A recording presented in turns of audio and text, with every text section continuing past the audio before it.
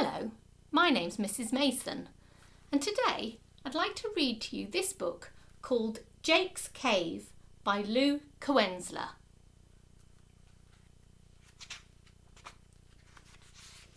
Chapter 1.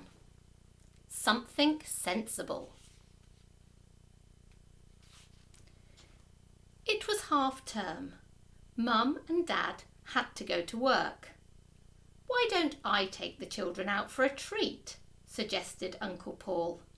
Brilliant, Jake grinned. Spending time with his favourite uncle was always fun. Uncle Paul flipped a coin high in the air.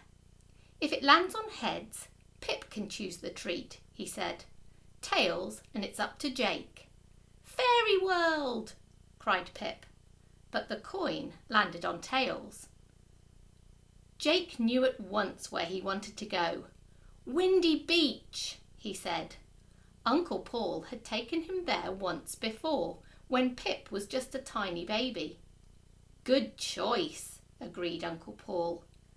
"There's a huge cave hidden deep in the cliffs," Jake told Pip, spreading his arms wide to show her how big it was.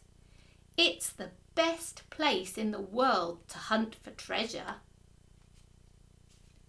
But Pip stuck out her tongue. "Yuck," she said. "Smelly cave."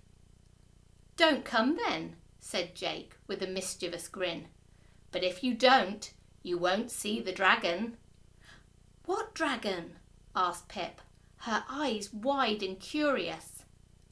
"The dragon who lives in the cave," explained Jake. He knew dragons weren't real, of course. He was only pretending, just for Pip. "It's a girl dragon," he invented. He knew his little sister would like that. "She's as big as a bus and bright red, as shiny and red as your new wellies." Pip loved her wellies and ran to pull them on. Go now, she begged. "Hold on. You can't go to the beach in your nightie," laughed Uncle Paul. "You need to wear something sensible." That was pretty funny, considering Uncle Paul was wearing silly baggy shorts with blue lobsters on them. But Pip looked as though she might cry. Oh no, thought Jake. This was no time for a tantrum, or they'd never get to the beach. Quick as a superhero, he flew upstairs. "Come on, Pip," he shouted. "There'll be something in the dressing up box that's just right for visiting a dragon." Jake tipped the costumes out onto the bedroom floor. There were bat wings and clown trousers, Cinderella slippers and gorilla gloves.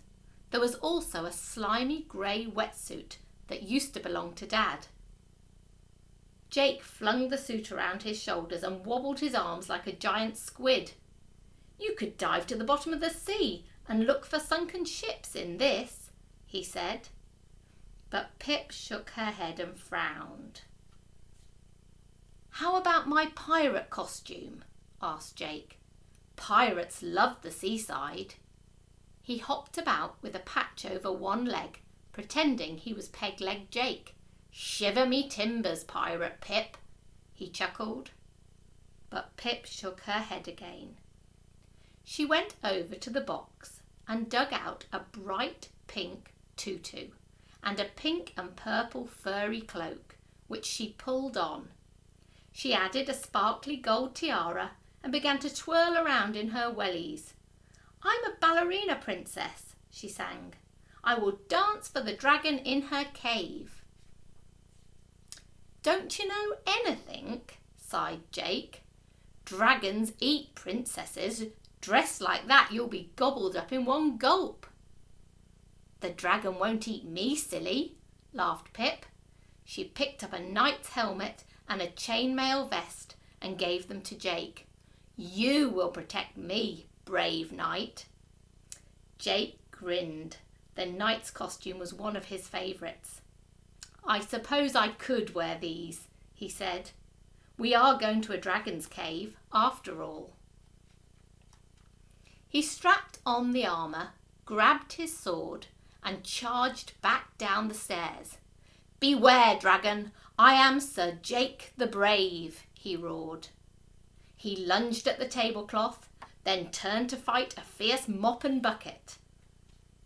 Uncle Paul raised his eyebrows. "I thought you were going to wear something sensible." "This is sensible for a dragon hunt," Jake explained. "Of course," laughed Uncle Paul, waving his stripy beach umbrella like a lance. "Lead on, Sir Jake. Lead on to the dragon's cave." Jake mounted his imaginary horse and charged out to the car. He was only pretending to be a knight, of course, just for Princess Pip.